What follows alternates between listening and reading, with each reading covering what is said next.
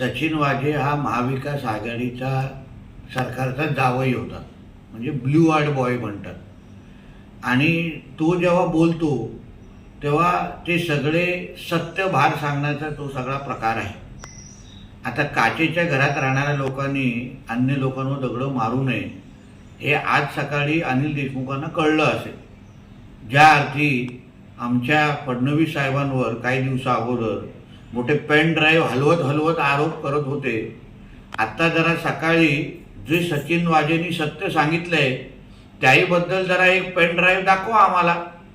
नाहीतर आज नाही तर उद्या सचिन वाझे असंच बोलत राहिला तर अनिल देशमुखजी आणि महाविकास आघाडीचे किती नेते परत आर्थरोड जेलमध्ये आपल्याला दिसतील ह्याचा हिशोबच नाही.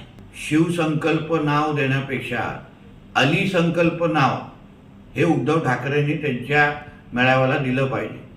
आपल्या राज्याला इस्लाम राज्य बनवण्याची सुपारीच मिया उद्धव ठाकरेंनी घेऊन ठेवलेली आहे. कारण का लोकसभेमध्ये ज्या अर्थी त्यांच्या सगळ्याच उमेदवारांच्या प्रचारासाठी पाकिस्तानचे झेंडे फडकवले गेले, पाकिस्तान जिंदाबादपर्यंत नारे लोकांनी तिथे हे केले, त्याच पद्धतीचा हा अली संकल्प मेळावा जो आजपासून पुण्यापासून सुरू होतोय त्याबद्दल हिंदू समाजाने त्याची दखल घ्यावी. कारण का हा अली संकल्प मेळाव्यामुळे राज्यातला हिंदू किती सुरक्षित राहील याबद्दल हिंदू समाजाने, महाराष्ट्रातल्या हिंदू समाजाने विचार करावा.